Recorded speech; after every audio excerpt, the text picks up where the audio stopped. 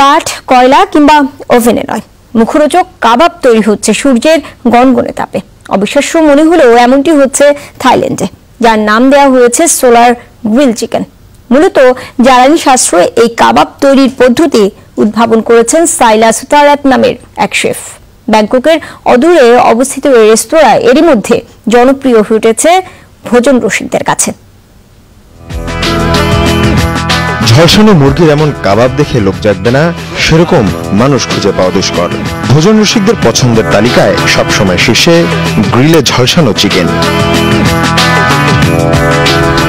তবে আর সব কাবাবের দোকান থেকে ভিন্নধর্মী থাইল্যান্ডের এই রেস্তোরাঁ, কারণ কাঠকয়লা কিংবা ওভেন নয়, কাবাব তৈরিতে এখানে ব্যবহার হচ্ছে সূর্যরশ্মি।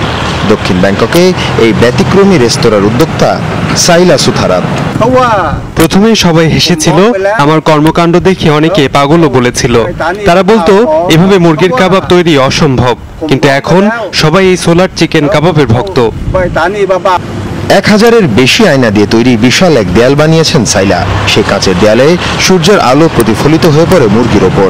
এক একটি ব্যাচ তৈরিতে সময় লাগে মাত্র 12 মিনিট। রোজ 40টির বেশি মুরগি আর সমপরিমাণ অন্যান্য মাংসের কাবাব তৈরি করেন সাইলা। কয়লা, গ্যাস, কাঠ এগুলো জরুরি জ্বালানি। সবসময় মনে হতো কিভাবে এসব জ্বালানি সাশ্রয় করা যায়। সে চিন্তা থেকেই সোলার গ্রিল চিকেন উদ্ভাবন করি। অনেকদিন ধরে এই রেস্তোরাঁয় খেতে আসছি, মূল কারণ এই সোলার গ্রিল চিকেন। সূর্যরশ্মি ব্যবহারের ফলে এতে মাংস পুড়ে যায় না, স্বাদও অক্ষুণ্ণ থাকে। প্রায় 20 বছর আগে সাইলার উদ্ভাবিত প্রযুক্তি এখন ব্যবহার হচ্ছে বাণিজ্যিকভাবেও। বিভিন্ন বহুজাতিক প্রতিষ্ঠান বাজারে এনেছে এই solar grill. Mir Mushfika Hasan, Jamuna news.